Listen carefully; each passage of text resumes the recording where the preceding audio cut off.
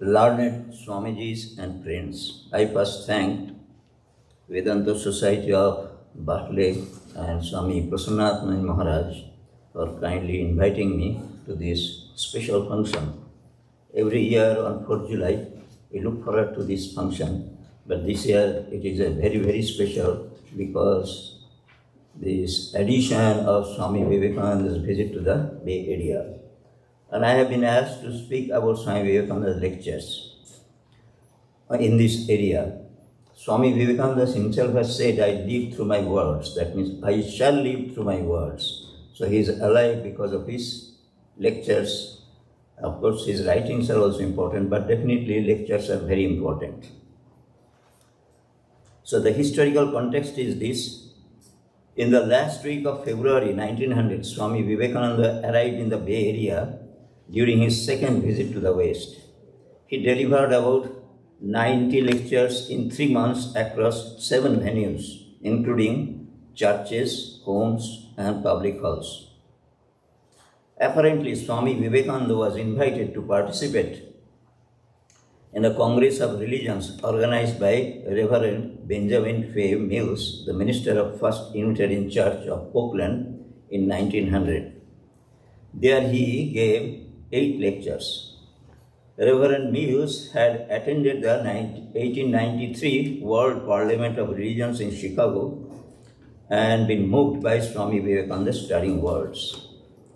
His presence inspired the formation of the early Vedanta. Swami Vivekananda's presence in the Bay Area inspired the formation of early Vedanta study groups, Vedanta Society of San Francisco, in his presence. That means he was present at that time in 1900, and later in 1939 by Vedanta Society of Berkeley was formed by the devotees.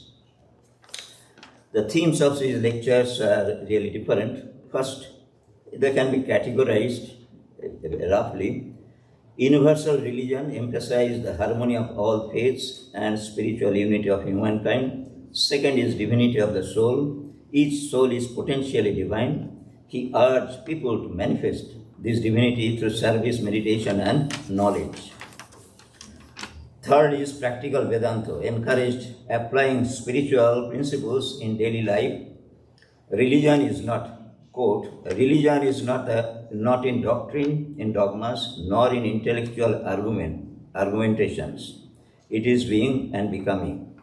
Fourth is East meets West. He bridged Indian spiritual wisdom with Western rationalism, appealing to both intellect and heart. So I would like to highlight 3 of his talks, which will be interesting to you, and it probably is still relevant today.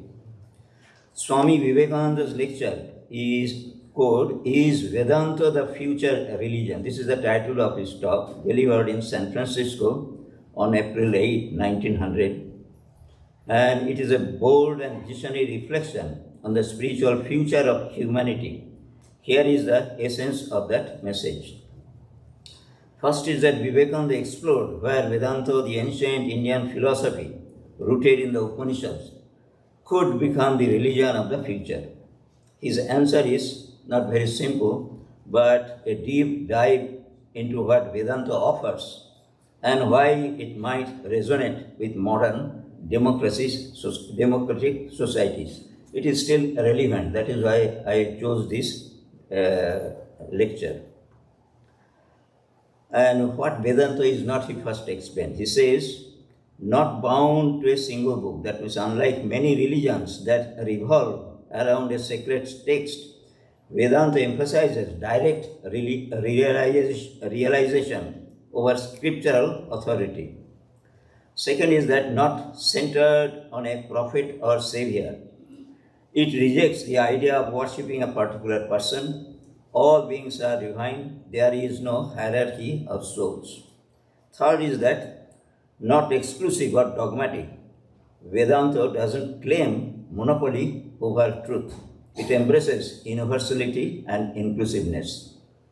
And what Vedanta is that he is saying, God is not a monarch.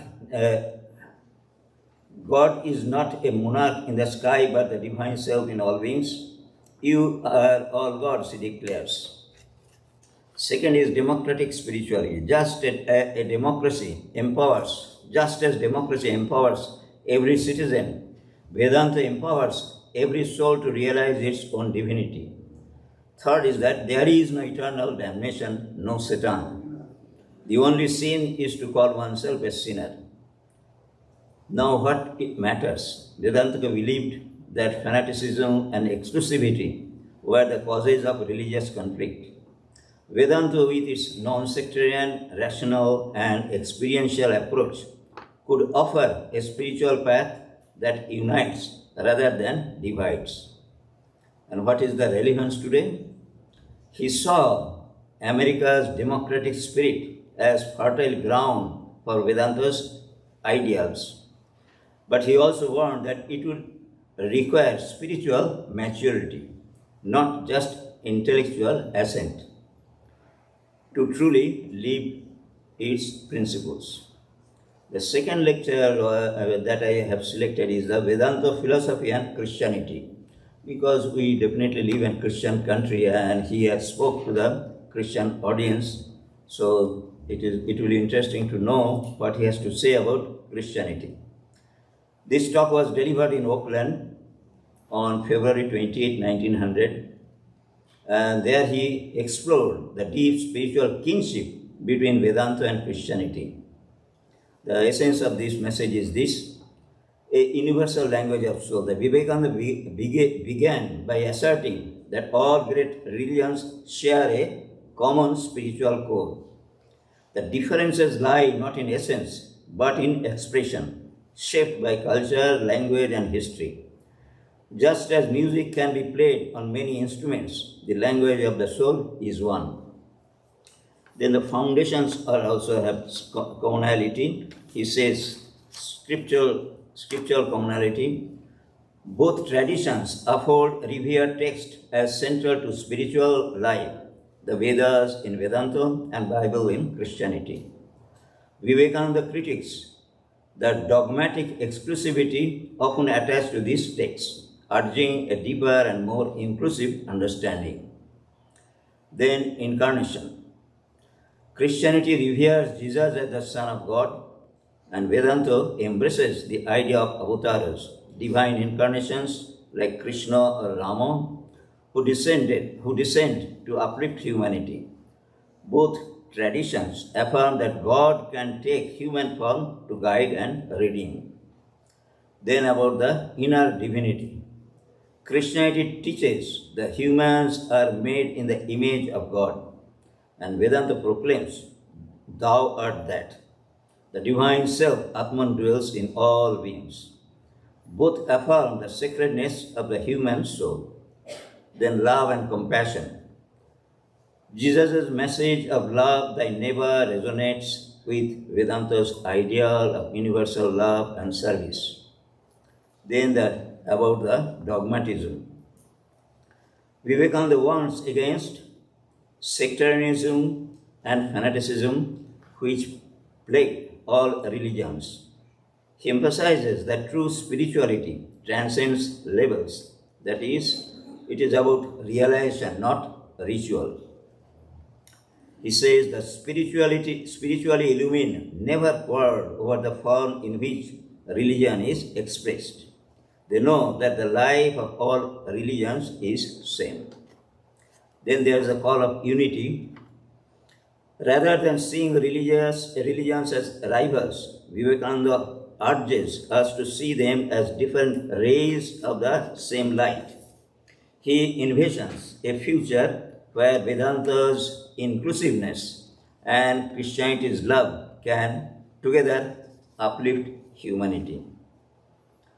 Then universal spirituality in a global age.